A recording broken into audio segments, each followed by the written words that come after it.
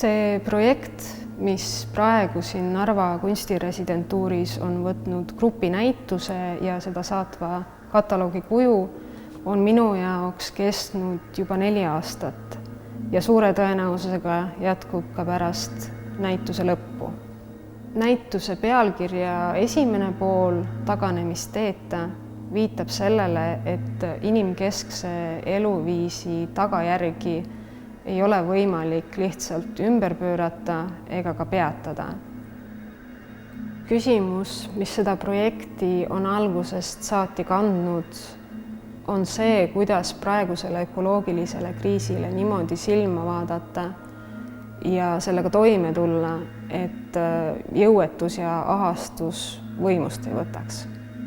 Näituse Taganemisteeta kohalolu harjutus kesksed märksõnad on ökoloogiline rahutus ja ebakindlus ja mind kui ühte näituse kuraatoritest, aga ka Narva kunstiresidentuuri juhti 2017. aastast huvitab nende teemade adresseerimine siin Narva ja Ida-Virumaa kontekstis. Sellega seoses meenub mulle näituse ettevalmistusprotsessis. Meil oli üks vestlus Tanel Randeriga, kes on üks näituse kataloogi kutsutud kirjutaja. Ta on sinna kirjutanud essee Sügelus ja me arutasime kolonialismi ja maavarade, ressursside kaevandamise sellist omavahelist põimitust ja seotust. Ja siis Tanelil oli selline mõte, mis jäi mind kummitama, et igal riigil on justkui üks territoorium või maa-ala, mille arvelt siis kõik teised elavad ja kelle elanike arvelt kõik teised elavad. Ja sealt edasi see moment, et kui need ressursid jäävad horisondi taha, siis tuleb liikuda horisondi taha. Eks ole ka Narva ja Ida-Virumaa paljude jaoks see horisondi tagune ala.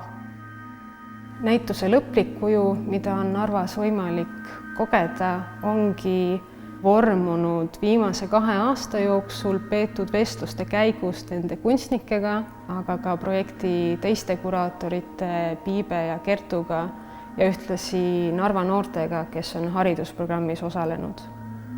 Nende vestluste käigus võttis kuju ka näituse pealkirja teine pool, kohalolu harjutus, mis pakub ühe võimalusena, ühe harjutusena tulla tagasi selle inimese ja looduse suhte juurde läbi meie elava, hingava, tunnetava, tajuva keha, et sellesama elava organismi kaudu märgata neid teisi olendeid, aineid ja protsesse, mis meid elus hoiavad. Ma tahtsin luua haridusprogrammi, millest ma oleks tahtnud ise osa võtta ja selle haridusprogrammi eesmärk oli eeskätt kaasata kohalikke Narva noori, tutvustada kaasaegset kunsti Narva elanikele ja ka Narti, Narva kunstiresidentuuri iseennast. Lisaks meil oli vaja giide, kes teeksid ringkäike näitusel ning nendest erinevatest lülidest tuligi siis mõte teha selline pikaajalisem haridusprogramm, mis annaks võimaluse noortel tutvuda teoste ja kunstnikega sügavuti. Nad teeksid ise ringkäike ja ma soovisin, et nad lihtsalt ei õpiks seda materjali selgeks, vaid nad leiaksid isiklikke seoseid. Et nad leiaksid mingid teemad, mis neid huvitavad ja võtaksid seda materjali läbi niimoodi, et nad leiaksid oma ühenduslülid ja need kunstnikud just, kes neid kõnetavad, neile kuidagi lähevad korda või neid ärritavad või tekitavad küsimusi või segadust või just inspireerivad. Selle jaoks siis planeerisimegi erinevaid töötubasid kunstnikega, plaanis olid ka stuudiovisiidid, mis koroona tõttu siis me tegime virtuaalselt. Neil olid kohtumised kunstnikega, me toimusid erinevad arutelud, nad kohtusid ka kuraatoritega, et lahti mõtestada Narti kui institutsiooni, et nad näeksid, et neil oleks võimalus siin endal midagi teha, et see ei ole selline võõras koht, vaid see on üks osa Narvast ja see on üks osa Narva kunstimaastikust.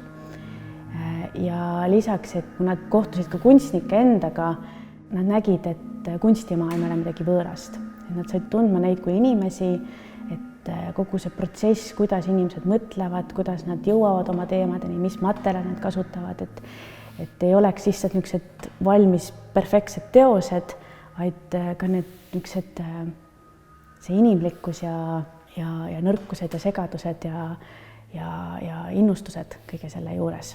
Ja mind inspireeris ennast tohutult nende noorte, et nendest said siis nii-öelda Nardi vabatahtlikud, nad olid väga avatud, nad olid väga vahetud, nad tulid kaasa sellega, et me oleme pea aasta kohtunud, nad ikka ilmuvad kohale ja mõtlesid kaasa ja tegid oma eeltööd ja väga innustav on, kui ettevõtlikud nad on, nad võtavad Narvas osa erinevatest projektidest, nad siin pakkusid väga huvitavaid ideid ja lahendusi ja just see, et kui uhked nad on Narva üle, oma kodulinna üle ja et nad tahavad siin midagi teha ja selline südamlik ausus, et see on väga mõnus olnud ja just, et ja samas kui teadlikud nad on kõigest, mis maailmas toimub ja selles mõttes positiivses mõttes nagu kriitilised, aga mitte lihtsalt kriitilised, vaid just, et nad tahavad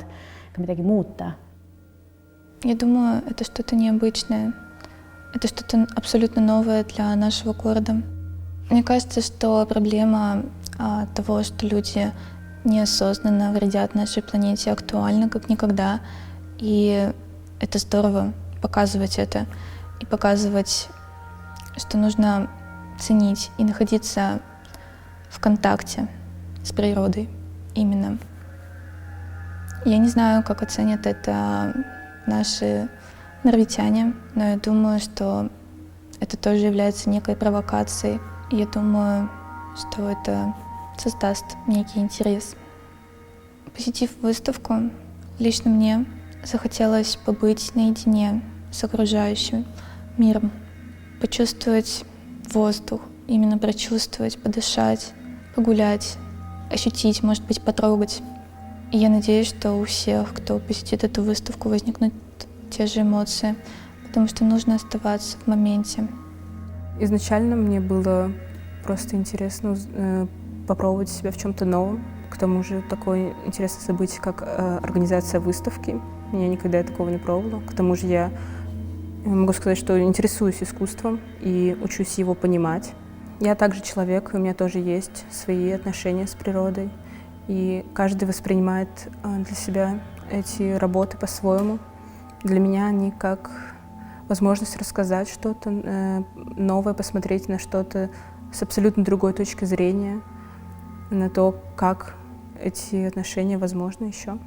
Искусство имеет очень много разных форм и посылов, и то, как эти посылы спрятаны. Некоторые очень понятны, но над некоторым стоит задуматься и поискать ответ немножечко в глубине. Это интересно, потому что просмотр выставки — это и есть легкий поиск вот этого смысла между произведениями. Я считаю, что это важно. Изначально, когда я только увидела выставку, я воспринимала все работы исключительно с визуальной точки зрения. И я не очень понимала, что они имеют в виду. Но когда в рамках образовательного проекта мне удалось познакомиться с художниками, поговорить с ними, узнать, что, какие концепции они закладывали в свои работы, я поняла, насколько эти работы важны для нашего общества и какую невероятную экосистему они вместе образуют. Каждая из работ поднимает очень важные экологические проблемы, социальные проблемы. И я считаю, что об этом важно говорить, что на самом деле не политики должны сказать нам о том, что происходит в мире, а именно через искусство мы сможем достучаться до людей. Kui me Ann-Mirjamiga selle näituse jaoks teoseid ja kunstnikke otsisime, siis me märkasime, et meid kõnetavad kõige enam just need, kes toovad oma loomingu kaudu tähelepanu selle suhestumisprotsessi enda juurde, ehk siis selle juurde, kuidas meie elusorganismidena oleme lahutamatult seotud meid ümbritseva keskkonnaga, aga ühtlasi ka meie sisemise keskkonnaga. 17 kunstniku puhul, kes osalevad, umbes 1/3 on kutsutud kunstnikud. Välismaiste kunstnike kõrval on Eesti kunstnikud, näiteks Marit Mihklep ja Joss Heinsalu ja veel Sandra Kosorotova ja Seppi Teardalani koostöös tekkinud teos Kreenholmi tehase territooriumil ning viimase Eesti kunstnikuna Manfred Tuubov, kes osaleb näitusel maaliga Rändaja, mis tegelikult oli minu jaoks esimeseks teoseks, mida ma nägin aasta aega tagasi pärast lockdowni lõppemist. Ja see maal toob esile sellise temaatika, mille me oleme markeerinud või märgistanud märksõnaga siseilm, mis justkui adresseerib meie siseilma ja välise keskkonna omavahelist seotust. Ehk siis, kuivõrd meie vaimne tervis sõltub meist ümbritsevast keskkonnast ja loodusest või selle mitte olemasolust enam. Когда я впервые увидела список работ, которые будут представлены на этой выставке, первая работа, которая действительно бросилась мне в глаза и которую захотелось посмотреть поближе, это работа датской художницы Пиа Арки «Артик История». Для меня эта работа значит что-то личное. Сразу видно, что художница хотела показать, как это для нее важно, как это для нее ценно. Она показала личную историю, она передала все свои эмоции и эмоции людей, которые жили в колониальном правительстве Дании в свое время. Смотря на работу, ты понимаешь, что что-то есть в глубине. То есть нельзя просто поверхностно на нее смотреть, нужно понимать, для чего она сделала, понимать историю. Ее движение, походящее на ребенка, возможно, это некая провокация, некий крик в общество, чтобы в конечном счете датское правление переписало свою историю. Больше всего на меня повлияло работы Сиссель Марии Тон, ее полотна и ее иллюстрации. Они впечатлили меня изначально своей визуальной составляющей, но и также историями, которые стоят за ним. Первое — это иллюстрации. Автор работ собирала истории людей, которые живут в районах, где иногда бывают землетрясения, и она пыталась с помощью искусства выразить то, как их отношения к окружающей среде и их взаимоотношения с природой меняются, как они иногда боятся ее, не могут предугадать, и как она влияет на них. Тонкие полотна из тонкой ткани, где напечатаны эти же истории людей, только в более большом формате. Эти полотна очень тонкие, и когда человек проходит мимо, они начинают колыхаться на ветру, создавая легкую динамику произведения.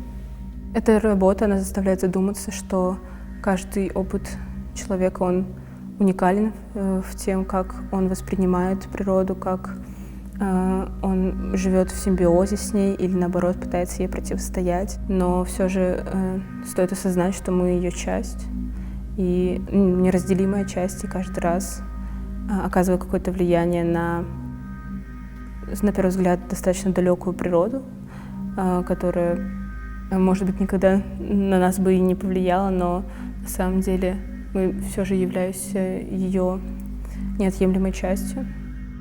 Когда я впервые увидела выставку, больше всего я была поражена работой Флоры Резник, которая называется Change in Y, Change in X.